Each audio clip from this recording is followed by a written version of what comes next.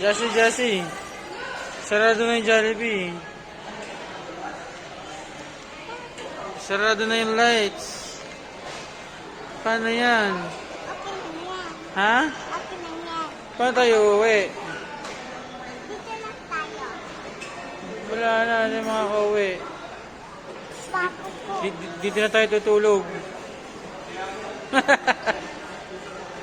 Okay lang. No. Eh, paano? Hindi pa. Konti pa lang look. Oo nga po, konti pa lang. Ito. Madami na yan. Doon ko konti. Eh, sabi nila, bawal na po lumabas. Ang nasa loob ng Jollibee, dito na po kayo tutulog. Hindi na po kayo maglilinis ng puwet. At magpapalit ng damit. Ano sabihin mo sa guard? No.